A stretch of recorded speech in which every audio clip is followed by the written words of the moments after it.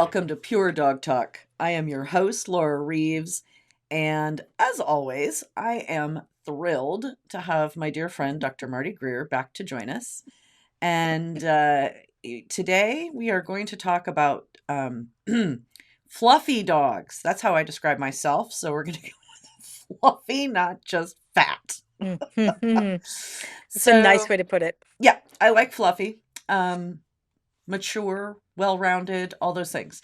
But dogs don't get body shaming, right? So No, we really, really, our job is to make sure that they stay healthy, and a healthy dog is not a fat dog. So exactly. today we're going to talk about obesity in our dogs and how to make them live longer, which is by making them, yes, Marty, not to be fat. Yeah, and it's a difficult conversation. It's difficult for veterinarians to bring it up. It's difficult for clients. So all the way around, it's a challenging process, and we have to be very careful as veterinarians that we don't insult anybody, Mhm. because our role is not there to be body shaming their pet, but rather to be the advocate for their pet's best health. Yep. Yep. And like so many things in our world today, it often gets a little anthropomorphized. Yeah. Like hmm you're talking about my chubby dog, you must be talking about my chubby keister, right? So, you know, Well, and we do see some of that where the same eating habits translate from a human to a pet. So yeah, unfortunately that happens. Years ago, I had a client that came in with two cats. He always had two cats, and I said to him, your cats are they're over their ideal body weight. And he said, yeah. He said, well, I'm diabetic. My parents are both diabetic. If the cats become diabetic, oh, well, I'll just give two more injections every day. I'm like, oh, that's really not the conversation that I wanted to have with you. no. I really wanted to have the conversation about let's avoid that. Yeah. So he was really just kind of like, it was so normal for him to think about diabetes as being just the A way of norm in their life. household. Yeah, that Wow. I really felt bad about it. So, we really feel like this is a difficult topic for veterinarians to broach Mm, with clients, and mm, some are actually kind of relieved when we bring it up, and others are insulted, and so it's a mhm. very difficult line to straddle when that conversation has to be had in the exam room. Yeah. So let's kind of, run from the top. Let's talk about how do I know that Fluffy is fluffy? Sure. And it can be hard because if they're a heavy coated dog, it does mask sometimes the appearance of the Mhm, dog. So it mhm, does make it more challenging for us to assess the size of the dog. You can look at the numbers on a scale, and I do encourage people to weigh their dogs mhm. at least when they go to the vet, if not in between. And if you have a relatively small dog, you can stand on the bathroom scale yourself if you're brave enough to get on it yourself and look at I that try to number. avoid that at all costs. And then do the number. Yeah, there is that. So you can measure them, weigh them at home. I have a Mhm. client that has all giant breed dogs. He has six very large dogs, and he told me one day he had a scale at home. I'm like, oh, yeah, sure. Well, I did a house call for him at one point, and he really did have a large platform scale in the front entry of his home for his six giant breed dogs. So he Wow. was able to monitor their weight, which I thought was pretty brilliant. Mhm, They're not expensive. It's about $150. So if you have a group of dogs, it might be worth buying an Amazon platform scale for the dogs so that you can monitor their weight. Especially if they're dogs that you're using in a breeding program, it's important that we're monitoring the weights of the females during pregnancy. I mean, there's definitely some benefits, and God knows we've spent $150 on stupider things than that in our lifetime. lots. Not just, I mean, just think about, one weekend of entry fees, Right. and you could have paid for a scale. So it's one way to look at it. So the scale is a nice universal way to assess whether your dog is losing weight, gaining weight, or staying the same. But we need a tool that you can use at home as well without a scale. And the easiest thing for me to do is to describe for people that they can make a fist with one hand. And then with the finger on the other hand, your index finger, you can run your hand across the back of your hand, just above your wrist. And that's how your dog's ribs should feel, is right across the back of your hand. If you run your fingers across your knuckles and you don't have a sight hound, then that dog is too thin. Now, sight hounds you typically are going to feel and see ribs on. But again, many of them aren't heavy coated unless they're Borzoi or Wolfhounds. So you can feel those, that knuckle, that's a dog that's too thin. And then if you turn your wrist the other direction and the ball of your hand that just above your wrist on the the inside of the palm. If you feel that your dog feels like that, your dog is too fat. So that's a pretty easy tool, and Mhm. most everybody can do this pretty readily. If you're not the only person at your home that's feeding the dog, if you have other people help you feed, or people that are feeding off the table when they're not supposed to be, that's a nice tool for them to start to use as well. You can teach it to kids. You can teach it to your parents if you have elderly parents that live with you, because those are some of the biggest challenges we have. Is when people come in and their dog has a weight problem, or their cat, we'll say, well, how do you feed? How much do you feed? Who Mhm. else is feeding the dog? And frankly, sometimes those situations are very difficult because grandma lives with you and she has Alzheimer's and she doesn't understand, or the toddler is throwing food off of the high chair and they don't Mhm. they don't mind sharing their broccoli and other things with the dog. So things go whipping off the Mhm. table or off the high chair, and pretty quickly the dog has figured out that those are pretty tasty little snacks to have. Yes, children, my dogs view children as just moving Pez dispensers. They just Exactly. think they're Just a food fabulous. dispenser. Yep. When my kids were little, I thought they were pretty neat eaters because they would eat and there would be nothing on the floor. And then we'd go to a restaurant. I'd be like, oops, guess it never even got to the floor because the Labrador caught it in midair. So yes, it is a little bit of a challenge. Mm, So when I have people in situations like that, or their spouse is, or their partner is just flat out not going to change the fact that they feed the corner of the piece of toast every morning at breakfast, and then they lick out the bowl of ice cream I after mhm. after dinner, all those things that happen. And pretty soon it's not just licking out the bowl, it's an extra scoop in there for the dog. Very quickly those things happen.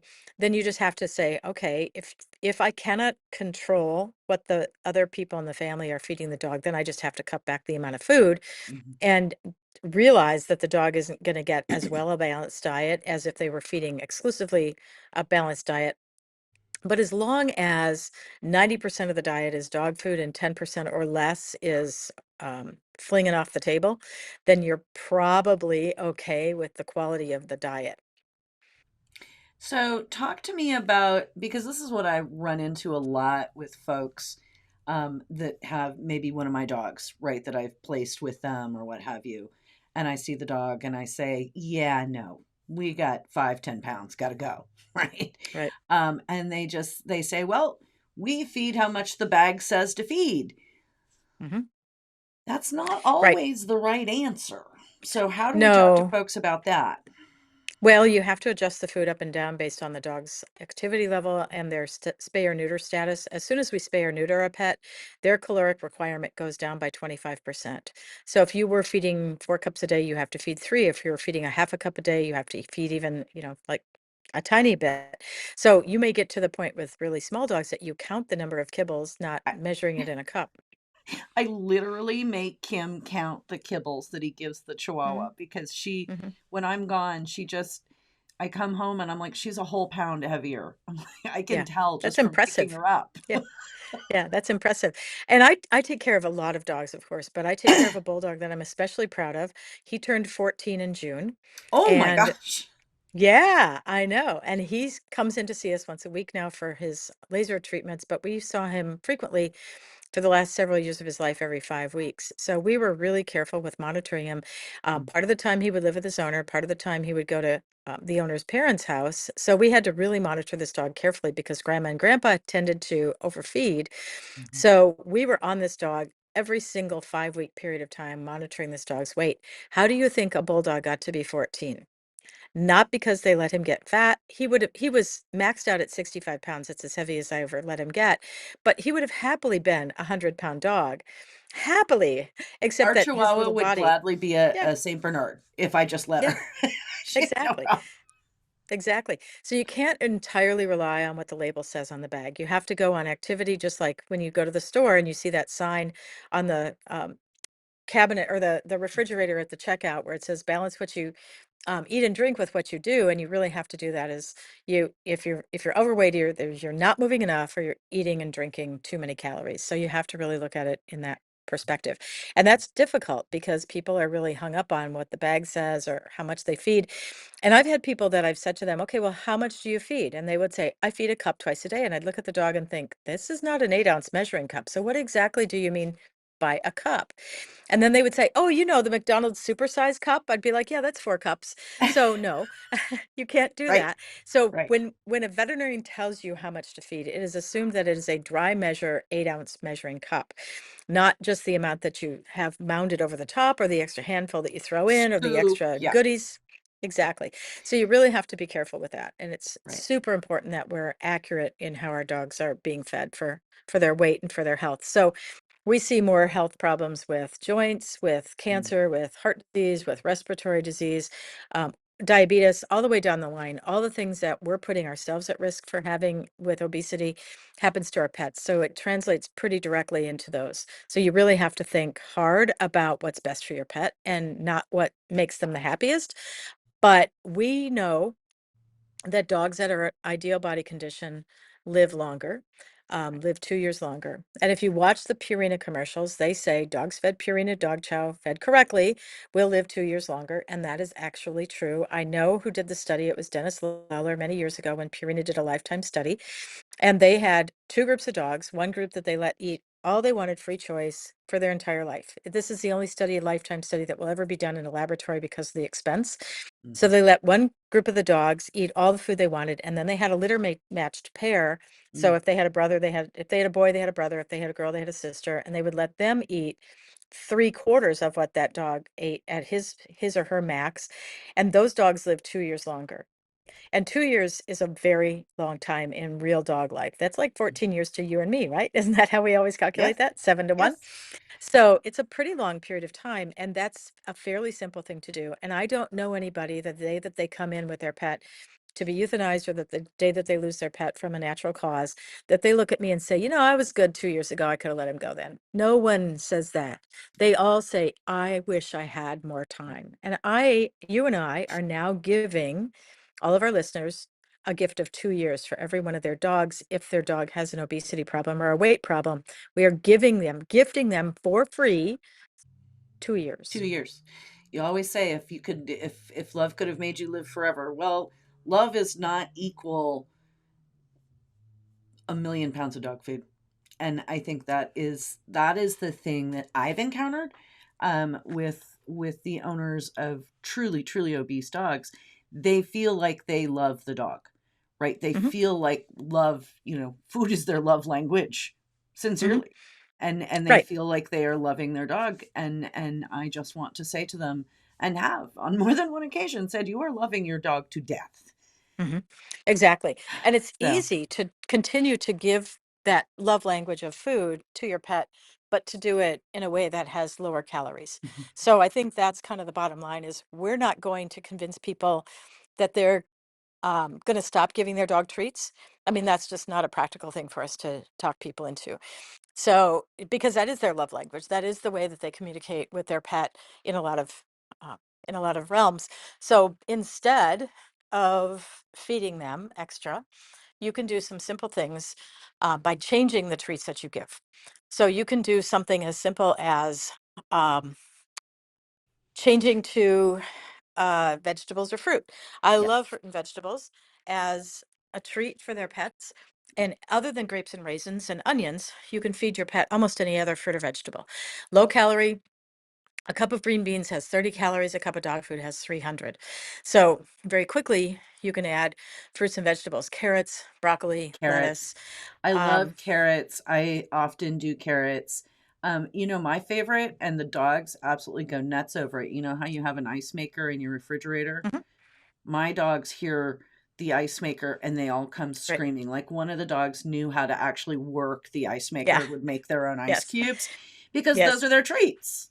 They Right, we call them crunch. water right, we call them water bones. Yeah. So, yes, you can have water bones. It's low calorie, it's cheap, and as long as your dog doesn't learn to operate the ice dispenser. I had a client with a Great Dane, and she would come home and her kitchen would be flooded Yes. because the 3 Great Danes were having a party. Yes. The one knew how to run the ice dispenser, so there is a little bit of a risk associated Yes. with I that. don't leave mine S uncrated when I'm not in attendance Yeah, because yeah, they're wire for hairs, good and I reason. promise you that they can operate the ice cube maker.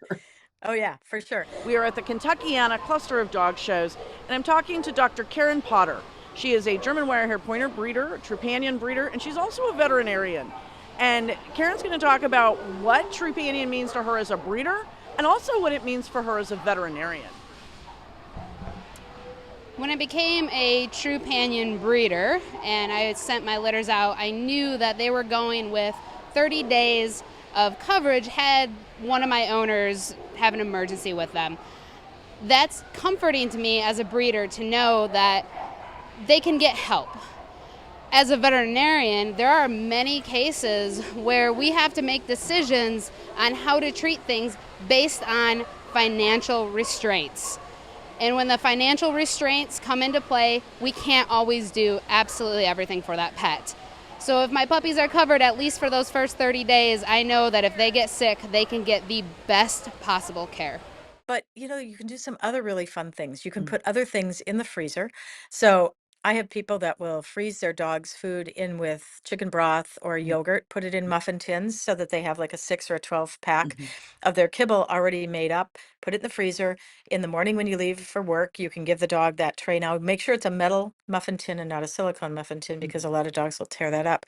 But very easily, you can pop that in your freezer and have those ready to go. So that instead of the dog spending 30 seconds in the morning when you leave for work, gulping down their food or Right. buying one of those puzzles that you have to worry about if it's safe to leave with the dog, you can throw it in a muffin tin, give the dogs all their muffin tins in the morning, and you can have virtually no calories added to it, but it will take them an hour or two to eat breakfast. So that's And simple it to do. uses their brain, which for a lot Hmm. of dogs, right, is a challenge. And I think one of my biggest things that I talk to people about when it was handling clients, right, or again, my puppy buyers, is not free feeding. Hmm. Feeding at, 2 meals a day, done, Hmm. measured, right? And one of my favorite things is my clients, the trainers that I work with that talk about feeding them their, this is how much food you get. We're going to go through those pieces of kibble as your training rewards rather than Right. adding extra training treats. Right. So you can certainly use those as hand feeding. So fruits and vegetables are great. I use Cheerios, a lot of Cheerios, and there are 3 calories or 3 Cheerios to 1 calorie, not 3 calories to a Cheerio, 3 Cheerios to a calorie. So I actually made a staff member one day count how many Cheerios were in a cup so that we could calculate that out. She looked at me like, "Are you kidding me?" Yeah, it's not that hard to count Cheerios. But what I do with those is I will take those and seal them in a jar, like a Mm, mason jar, and put a couple drops of liquid smoke into mm, the jar. And that infuses the flavor of mhm, smoke into the Cheerios. mhm. So I don't feed Honey Nut Cheerios, just plain old uncoated Right. Cheerios with smoke in. And you can buy a bottle of liquid smoke for $7.99 at your local store that sells any barbecue supplies like grills and that kind of stuff. You can buy that. A bottle of liquid smoke will last you like 10 years because it's so concentrated. Right. So it does a great job of flavoring things. So you can do some really fun things with treats. You just have to be a little bit creative.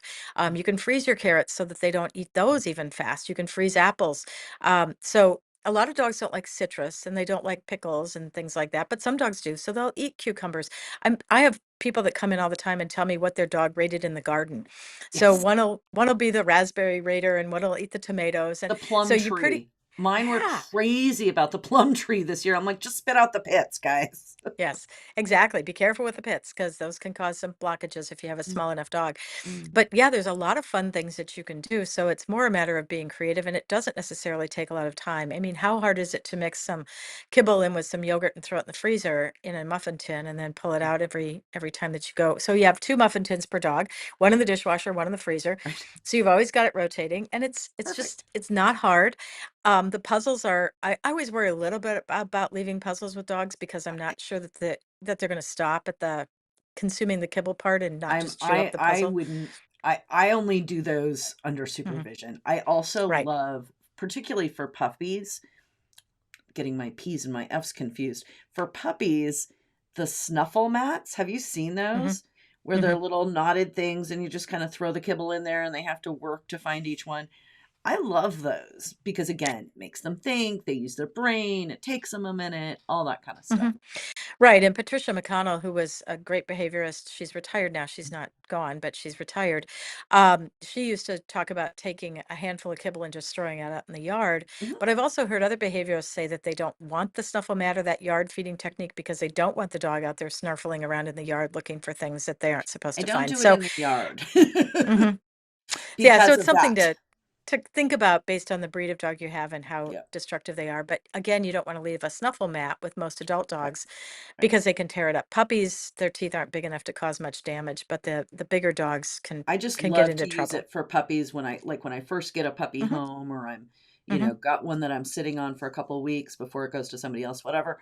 That's just such a great interactive activity. So, we've talked about some of the ways that you can give them less food. Now let's talk about the actual food Hmm. itself.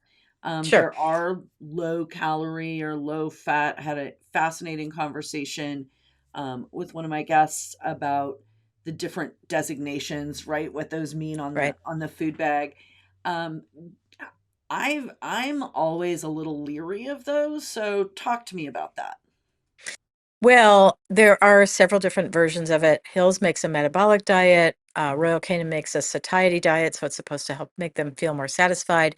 The Mhm. bottom line is read the calorie per cup content or the kilocalorie per cup content on the bag, and it's pretty easy to figure that out. All the bags have on the label what Mhm. the fat, the protein, the carbohydrate levels, and then what the caloric content is. So it's pretty easy to figure out what the caloric content is per cup. And remember, kibble size does make a big difference because things like TD, the Hills diet for tooth disease, has great big giant kibbles the size of a charcoal briquette. So they're not going to fit very many into a cup. So again, you have to kind of look at that. The smaller kibble, like the small bite food that they make for small breed puppies, those are smaller pieces so that there will be more in a cup or in a quarter cup or half cup or whatever designation you have. So you want to just really pay attention to that. There's also been this trend in humans to do the keto diets and to not feed carbohydrates to our dogs, and I think that's kind of interesting to see that that's carried over. A lot of people think that dogs were never designed, historically or evolutionarily to eat carbohydrates, but they do. If they do find a rabbit or a deer or whatever kind of prey that they ingest, the first thing they eat is their gut, and Right. the gut of those animals that they eat are usually herbivores, so they're eating some kind of a carbohydrate. So dogs weren't really meant to be low carb or no carb creatures, and dogs are not obligate carnivores the way cats are. So we have to really be careful how we look at these and how we classify them. But most dogs need carbs in their diet, and especially the dogs that are being used in breeding programs, the females to become pregnant and the females to nurse their puppies need a carbohydrate quantity in their diet to feed those babies. So especially if you have a breeding dog, you want to be avoiding the carb free or low carb diets because they're not going to be sufficient nutrition for the dog. But basically calories are calories, and that's what it comes down to is if the dog is getting too many calories, they're eating too much if for the amount of movement that they're doing. So you Mhm. either have to increase the activity level that they have or decrease the amount of food that they take in. So that means going out on more walks, I was just getting out gonna more say, and exercise. and and in my case, it's good for Fluffy and Fluffy to go down for a walk around the block, right? Right, right, We but I all always need to worry, move more. yeah, I was worried that I'm gonna pick something up, like if I have a pregnant dog, I'm careful where I go in the neighborhood, and so those are all things. If I have a dog in heat, do I really want to advertise that to the neighbors, like by walking around the block? Do I really want to say, "Hey, boys, come on Great over"? big red flag Um, right here. exactly. So come visit. So you do have to kind of temper those things. They do Mhm, make devices for dogs. They make a Springer that you can put on your bicycle, which mhm. is that U-shaped device that you can put on your bike, and as you ride, then the dog will not be able to like kill you on the That's bicycle. actually not true, trust me, I ask me how I know. Well, apparently you still can. If the dog goes on one side of the tree and you go on the other, it's If the still you dog meet in the runs middle. in front Yeah. of your wheel, Yeah, it's not yeah, good. Yeah, it's not good. But that's the basic premise for the Springer. They make dog jogs, which are, of course, the treadmills for dogs. treadmills. Um, Yeah, yeah, yeah. So, and people use non-dog treadmills, but they're really not supposed to. So, you have to be really careful with that. But lots of handlers know how to road work dogs, and lots of people mhm. that are competitive with their dogs, will Mhm. road work and do other kinds of things. But remember that 25% reduction in calories. I send home a letter with all of our clients the day that their dog is spayed or neutered and tell them they need to cut the caloric intake by 25%. And then they look at me like, "Oh my God, what?" Well, yes, we had this conversation before we spayed your dog, is Yeah. she's going to get fat. It Yeah. really is true that Well, you and change I their think metabolic people needs. people for as much as people try to turn dogs into their, fur babies, they don't realize that many of the same things actually apply. Yeah. I Yeah. personally am spay for pet quality. I have not lost the weight that came with that. So there it is. I mean, it's Yeah. fat old spay bitches. Yes, indeed. It's absolutely true. Yeah, I It's put on 10 real. pounds almost immediately, like, Mhm. boom. Hello. Oh, where'd that come from? Yeah. And it will never leave. Unbelievable. Yeah, so those are the things to keep in mind are it's really just a balance of activity versus caloric intake, and how do you best find the diet that's suitable for your pet at their life stage, because not every pet needs the same food at the same amount at the Right. same time. So you may have 6 dogs of the same breed in your house, but they may not all be able to eat the same amount and maintain an ideal body condition. So you have to adjust it. Right. And that's why I always encourage people feed individually, feed in crates preferably. Mm-hmm. That's my system for knowing that everybody ate only their food. I have a Spinoni bitch here right now that's bred. I assume she's pregnant because she's trying to eat the dog food box. I mean, like Mm-hmm. she's like, I'm starving, right? Right. And so, she has to eat in a crate because she would literally knock everybody down to Right. get into their bowls. So, and it's Right. always a thing.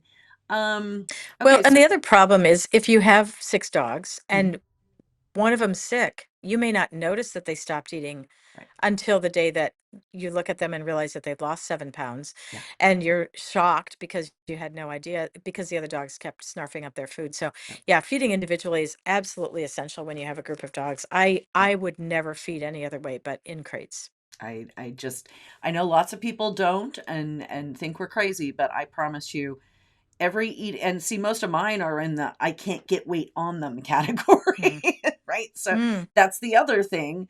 I have the opposite problem and I want them to carry another extra 2 or 3 pounds and I Mm. need them to eat. And Mm. if they're not in the crate, they're just so easily distracted by all the other things that are going on, Yeah, right? it's too And much fun. so they don't eat. Yeah. Final question, final topic on this conversation. Um, are there I know you were looking at some of this. We are kind of looking up some of this before we started. Any medications? Is this, I mean, there's so much in the people Yeah. market of all the things that they give people to lose weight. Is there Mhm. anything for someone who's really truly got a problem and it's putting the dog's health at risk? Unfortunately, Zoetis Pfizer used to have a product on the market called Slentrol, and I was just looking it up, and it looks like it has been off the market for a while, so we don't have that. A lot of people want to blame thyroid disease for their dog's weight problem, and it's never a bad idea to have a thyroid checked on your dog for It part of their is it wellness is part of my protocol. problem too. Yeah, it Right. happens. So it's not a bad idea to have a thyroid if you're going in for an annual wellness and they're going to do some lab work anyway through a thyroid or T4, maybe a whole profile onto the pet's blood work and see Mm, if there's any indication of a problem. But um, dogs that are profoundly hypothyroid are only a little bit overweight, because when they're so profoundly hypothyroid that they are having trouble, they actually change their metabolism so much that they don't gain a lot of weight. yeah. So they may gain a little, but you can't say, "Oh, it's not her fault. It's a hormone problem." No, the problem is that they're getting too many calories. Too many So calories. yeah, so you really do have to be pretty vigilant at the table. And if people insist in your family on continuing to give the dog food, either you cut back their food intake or you put a bowl of whatever it is that you want them to eat on the table, whether it's a bowl of broccoli or carrots or Yeah. whatever. And then Mm. instead of taking food off of their plate, they take the little bowl of the dog's carrots, because those little shortcut carrots, those are like perfect for most little dogs. The bigger carrots are great. One of my employees has a Doberman, and he carries an apple around with him all the time because every day he gets an apple to eat. So he'll carry it around like a golden retriever would carry a tennis ball. And then eventually, when he lays down for a bit at work, then he'll chew up the apple. So there's lots of fun things that you can do. Dogs usually don't like citrus, but the stems off of the broccoli or the asparagus, that's Mhm. just a little, they're a little Crunchy. tough, not Mhm. great. Yeah, you don't want to feed your dog moldy vegetables or slimy vegetables, but you can feed a lot of the fruits and vegetables that maybe aren't quite prime for your family to be eating. Mhm. They can have some of those to eat, and my dogs love it when I have chicken bones or turkey bones or beef bones or whatever. I throw them all in the instant pot with Mhm. carrots and celery, cook that all down, and then they get the little schnibbles, not the bones, the little schnibbles off of there with the cooked vegetables, and they know that that's coming. I save the stock for myself to make sauces with, and the dogs get the cooked down vegetables, and everybody's happy. So you can do some pretty fun things for the dogs, and really have a good time doing it. You don't have to make this all dreary and dredgy and terrible about that stuff. You I can I you can bought have fun. I bought a friend of mine one of those little silicone ice cube trays where the ice Hmm. cubes are shaped like unicorns. Like I feel like the dogs should get Oh, unicorn shaped ice cubes of chicken broth. Fun stuff. yeah. Yeah. Yeah, you can make them in little bone shapes. I mean, you can do all Mhm. kinds of fun things. Yeah. So just be creative and have a good time with it. You don't have to make it dreary, boring. Oh my God, the dog's on a diet for the rest of its life. No, you can really have a good time with it. Like I said, the Cheerios are great. The cheese puffs, those are pretty low calorie. So you can have some pretty fun things to go on with that. And some of the things I do to medicate dogs, there's always the little pill pocket things, but I use marshmallow cream. I use cream cheese. Marshmallows themselves, you can slit the marshmallow. And again, those are very low calories. Mhm. Not that I would put a dog on that for a diet, but it's a good way to medicate a dog without putting weight on them, because some of our dogs are on daily or chronic twice a day Right. medications. Right. So very quickly, that little bit of cheese or sausage that you're Mhm. putting around the pill can add up the peanut Butter. butter. Mhm. Yeah, so some of those things that you can do that are a lower calorie version of that can be very helpful as well, because it isn't always easy to get medications into our dogs when we have to do it twice a day. Yeah. Absolutely. All right. Well, Marty, I know you are at your national specialty show right now, and I Yep, really appreciate you taking the time. of course. Also, listeners, listen up. This podcast is going to come out Monday. Tuesday, Marty is going to be live discussing, say it. The Semen Purebred Preservation Bank from AKC, the PPB. So Dr. Garvin and myself will be doing a live presentation October 3rd at 7 o'clock Eastern, 6 o'clock Central. There will be about a 45-minute presentation with a 15-minute Q&A afterwards. We would Awesome. love, love, love to have everybody join us so that you can understand more about what the AKC is doing to preserve the semen of valuable dogs in our gene pool, so that those don't become destroyed as people age out of breeding programs. So it is a very important project, and one I'd like everybody's club to consider And I participating know in. I've seen a lot. This is a hot topic. I've seen a lot of questions about this. People asking, well, what about this and what about that? What about the other things? So this will be your opportunity, guys. Listen in and you'll get to hear all about it. So thanks, Marty. Yep, it'll be really fun. So please join us. Awesome.